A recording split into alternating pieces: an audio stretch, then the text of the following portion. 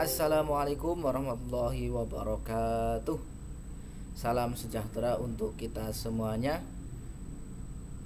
Kepada anak-anakku sekalian, siswa baru MTS Ma'arif NU 06 Bojongsari, Bapak ucapkan selamat datang di keluarga besar MTS Ma'arif NU 06 Bojongsari.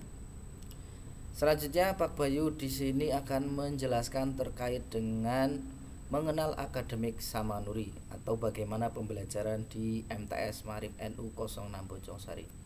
Sebelum itu Pak Bayu jelaskan dulu profil Pak Bayu. Pertama, nama Yusuf Bayu Melani, MPD, tempat tanggal lahir Purbalingga 14 Juni 1992. Jabatan Wakakurikulum MTS Ma'arif NU 06 Bojongsari. Alamat Bojongsari, RT 2 RW 1, Kecamatan Bojongsari, Kabupaten Purbalingga. Nomor telepon 085747365266. Anak-anakku sekalian, di MTS nanti kalian akan mempelajari 16 mata pelajaran. Yang pertama adalah Al-Quran Hadis, Akidah Akhlak, Fikih, SKI, Bahasa Arab, PKN, Bahasa Indonesia, Matematika, Bahasa Inggris, IPA, IPS, Seni Budaya, Penjaskes, Prakarya, Bahasa Jawa, dan ke-NU-an. Jumlahnya ada 16 mapel.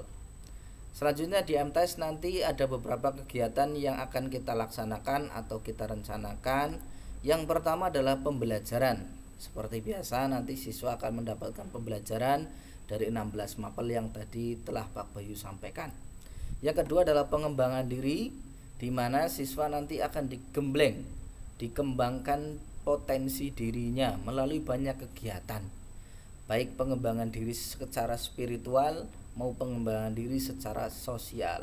Contohlah kita kerja bakti, kita bekerja sama dengan organisasi-organisasi seperti IPNU dan IPPNU dalam pengembangan diri kepribadian kepemimpinan. Selanjutnya adalah pembiasaan Himtak An-Nahdiyah, yaitu kegiatan ini berisikan kegiatan-kegiatan yang berciri khas Nahdlatul Ulama. Contohnya istighosah bersama, perjanjian, dibaan, dan seterusnya.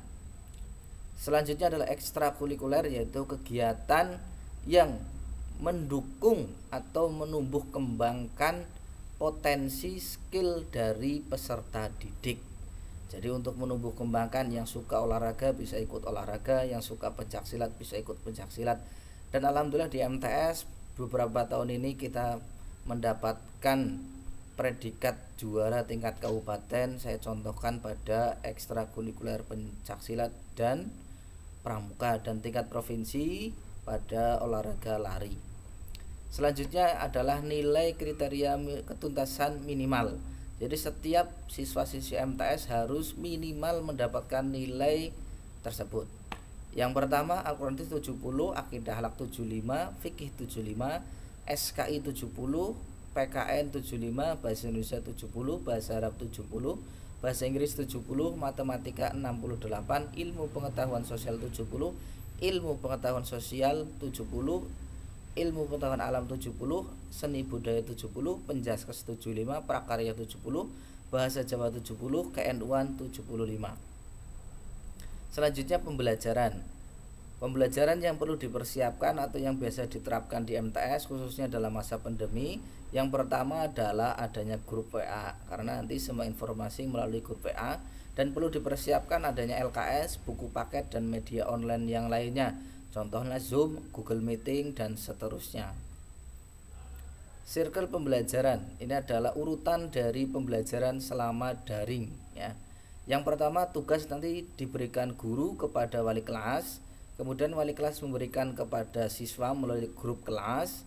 Kemudian siswa melaksanakan tugas yang telah ditentukan oleh guru melalui wali kelas.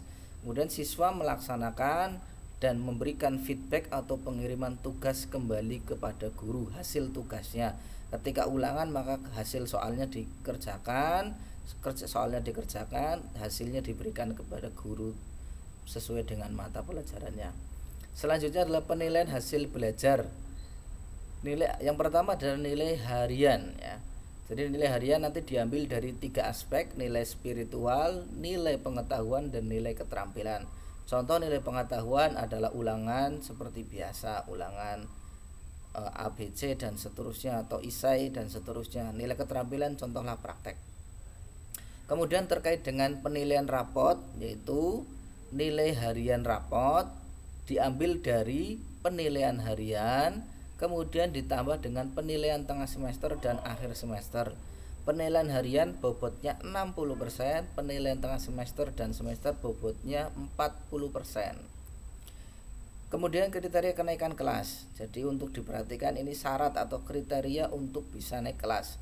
Yang pertama, nilai rapot secara keseluruhan harus terpenuhi, baik itu secara pengetahuan, keterampilan dan sikap, baik di semester 1 dan semester 2. Kemudian nilai sikap minimal cukup, tidak boleh kurang. Selanjutnya, kelakuan, kepribadian, kedisiplinan dan kerajinan minimal baik. Ketidakhadiran siswa tanpa sepengetahuan atau tanpa keterangan adalah maksimal 10% dalam satu semester. Itu ya, jadi kalau ada 150, 10%-nya 15. Itu. Selanjutnya, kenaikan kelas dipertimbangkan dari nilai rapot semester ganjil dan semester genap dengan ketentuan maksimal 3 mata pelajaran yang belum tuntas pada mapel bukan ciri madrasah. Jadi ketika ada 3 mapel yang bukan ciri madrasah, maksimal cuma 3 mata pelajaran. Untuk selanjutnya adalah untuk semua mata pelajaran ciri khas madrasah, dalam hal ini dalam mapel agama, Al-Quran, hadis, SKI, fikih, KN1, akidah akhlak dan bahasa Arab harus mencapai nilai KKM. Tuntas semua mata pelajaran yang menjadi mata pelajaran ujian nasional. Selanjutnya, kriteria kelulusan. Yang pertama, menyelesaikan seluruh program pembelajaran dari kelas 1, kelas 2, kelas 3, kelas 7, kelas 8, kelas 9, semuanya harus memenuhi pembelajaran. Tidak boleh ada kelas 7 berangkat, kelas 8 tidak pernah berangkat, tidak ada nilainya, bisa diluluskan kelas 9. Selanjutnya, memperoleh nilai sikap minimal baik, lulus ujian madrasah, kelulusan pendidik dari ujian madrasah lulus ya.